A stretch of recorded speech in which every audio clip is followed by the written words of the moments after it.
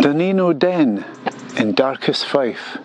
Was it a sanctuary or a place of sacrifice? Let's go and see. Hi, welcome to Travels in Pictland. Today I'm in the Kingdom of Fife. I'm in just outside St Andrews at a place called Dunino Den.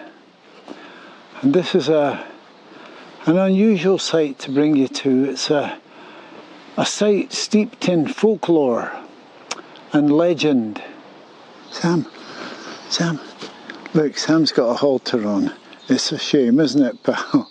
Come on, we'll have a look. He doesn't like it very much, but it's to keep him safe because we're going in here, folks. Alright, follow me down the path. It's the middle of September in Scotland, and autumn is here, and it is beautiful. And we wind down the path, and be careful, don't let your dog or your children run wild here because it's pretty dangerous, and I'll show you why. Oh, there's some marks that someone's put on a tree there. People are leaving all sorts of marks around this place. But what I really wanted to show you was this is right next to the pool. And there's a drop down there, you can just walk right off, and you really don't want to fall down there. That is the rock face of the Belcraig, and that's where the rock pool is, and that is the drop that you really don't want to fall down. So I'm standing on the Bell Rock, which is a natural rocky outcrop, and right in front of me is this rock cut pool, which I believe was kind of rediscovered by the local minister maybe in the 1820s. Him and another guy apparently dug out a whole bunch of stuff here. Society of Antiquities said that this site had a stone circle. I think they wrote that in about the 1840s.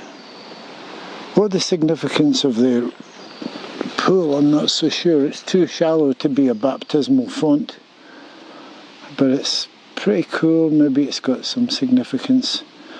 There are other rock cut pools. I think there's one up at the Fairy Pools in the Isle of Skye, and others. And next to me, hiya. Hello. Quite a place, eh? Yes, interesting. Yeah. Did you leave an offering? We did. Funny that, eh? I felt a bit scared not to. This is the footprint, and we're on the top of the rock here, the Belcraig it's called, not the Bell Rock. And the other ones that I've seen were used for the inauguration of kings up in Argyll. So I think I'll become inaugurated as a king. There you go. My foot, yeah, and my foot fits perfectly. So here I am, King Duquesne of Dunino for the moment. And there you go. So just down from the rock cut pool is a flight of steps that have been cut into the solid rock.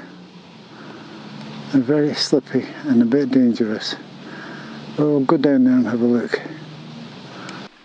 This place is obviously in use. If you're looking to be nooks and crannies, there's like things there people have put wee offerings. Aye.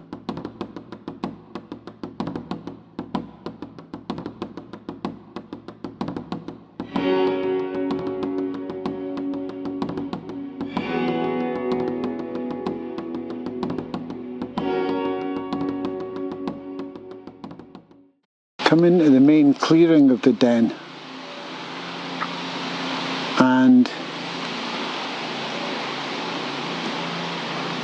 get a look around. Okay, so here we have, folks, an upturned tree, and I believe this represents the connection between the spirit world and the physical world. And people have left lots of offerings all over it. Beads and a stone with the word joy written on it. It's quite an evocative thing. Someone's had a wee garland of flowers to go around their head. There's a stone lying here, there's lots of coins, seashells. So Danino Den has been a place of worship for a long, long time. There's an early Christian Pictish stone, well, about 9th century, so it was a Christian site at least as early as that. But it looks like it's been used on and off for all sorts of things, and I think in maybe the past 100 or 150 years it's been used by seekers of different faiths, and people come here for all sorts of reasons. They leave offerings for many, many reasons. Sometimes as hopes for the future, sometimes to bring healing or reconciliation, to pray for a loved one, to wish for things. And people come here and everyone feels compelled to leave something, myself included. This is a nice place, it doesn't feel bad. There have been stories of ritual sacrifice and all sorts of stuff, but I think people are coming here to pay respects, whether it be to nature or to whatever gods or spirits that they look to. Here's a wee close-up again of the upturned tree. So its roots are reaching for the sky, I suppose. And the place has been used recently. There's been a fire and there's garlands around it and stuff. Yeah, people have been having a quiet, peaceful time here, worshipping and connecting and meditating, praying, whatever. It's a multi kind of faith place. Here's another wee offering. Here's some bird's feathers. And further up the tree, someone's put a wee face on it.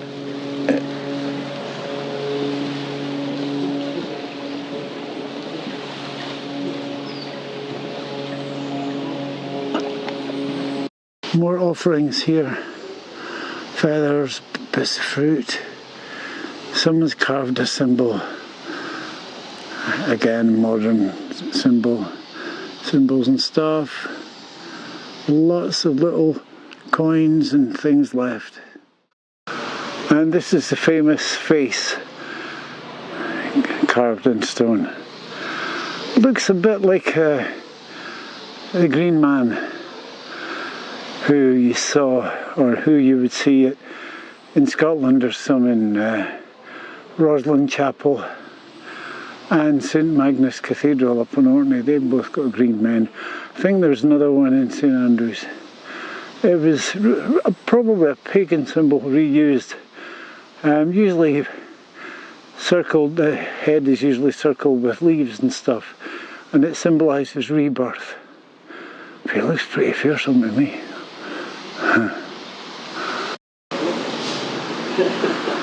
There's a Celtic cross on this wall.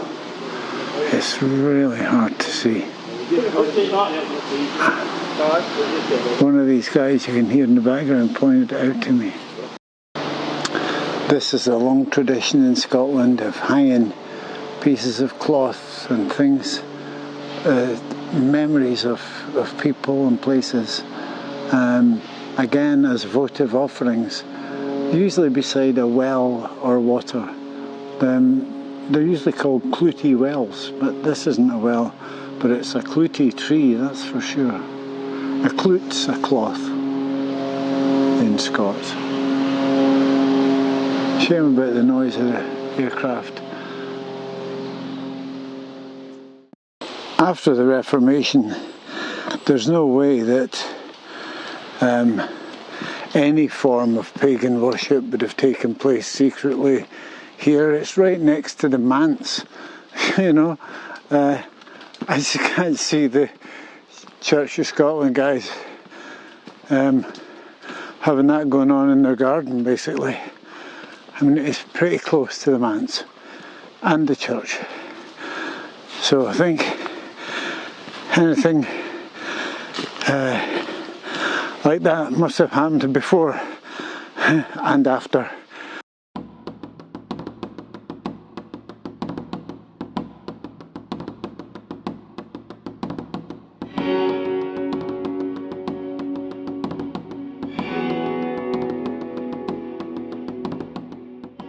I suppose we've talked a bit about pagans today, and we should really define what's a pagan. Well, I found two kind of things when I was looking carefully into it, because I don't want to offend anyone. And the first thing was that pagans are non-Abrahamic. Okay, so that means that they don't trace their, you know, beliefs and stuff back to Abraham, such as Christians, Jews, Muslims. So pantheistic, I can't even say it. So those who worship other gods, spirits, Mother Earth, all these things, they are pagan beliefs. But the word pagan goes back to Roman times, and the pagans were basically those who lived outside the city and were rustics, and those who hadn't become Christianized yet. So, yeah, I think it's a bit of a cheek to think that paganism and devil worship's the same thing, folks. I don't see any evidence of any devil worship down there, but I can see plenty paganism, and yeah, it's really where we've all come from, you know. Anyway, philosophical chat. I'll leave my religious beliefs for another day. I'll see you.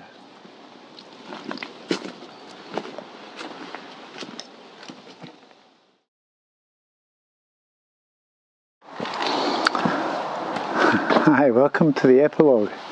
Well, you're still here. You've had a good look around Dunino Den, and you'll have seen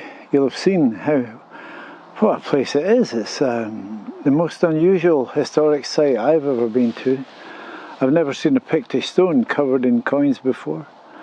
All those votive offerings all over the place. Gosh, everyone that goes there feels compelled to leave something, and all the rest of it. It's amazing. Of course, votive offerings came into the Christian church too, you know. People still light candles for loved ones. That is, in essence, a votive offering. Anyway, I'm not here to preach. I'd love to hear what you make of Danino Den. Was it a place of sacrifice? Was it a place of sanctuary? Is it a place of worship? Amazing. It's an amazing place. I'd love to hear your comments. I can't think of anywhere else I've ever been that's the same. So thanks for watching. The next little bits, especially for those of you who've hung around for forever and watch all my stuff and get back to me and comment and make suggestions and all the rest. So in a minute I'm going to get back to you especially and just talk about the channel. But in the meantime, for those of you who are still watching from before, I've left, there'll be a map and stuff at the end, so you'll be able to see exactly where Dunino Den is. I urge you to go and see it. Okay, I'll catch up later. See ya. Well, thanks for sticking with me, and I hope you're enjoying the channel and my efforts to try to show you what I'm passionate about where I live. I can't get caught up in the, you know, the YouTube race of trying to publish something every week. Some people publish every day. I can manage to get something out realistically about every 5 weeks or thereabouts. Any more than that, I can't do it. Remember, first of all, my channel's not monetized, so I do this out of my own pocket. But more importantly, most of the videos I make involve travel, which is to and from, sometimes 3 or 4 visits to try and get it right, because I don't always get it right. And sometimes the weather defeats me. And there's also my health. I just had another week in hospital. I'm quite good at this, and I'm fine again. But it was a bit of a scare. I need to be careful, you know. If I want to hang around and do more videos, I need to be a little bit, slow down a little bit. So remember, it's only me. I shoot the stuff, I edit it, try and research it. So there's only so much time in a day. And I also have a life. I happen to have grown-up children and grandchildren and stuff. So, like all of us, you know, I've got the same concerns. So please bear with me, and I will try my uttermost best to get something out about every 5 weeks, and be able to carry on and just enjoy doing this and living the life and living the love. So share the love, folks. I wish you all well. Thanks for watching. And I'll see you later.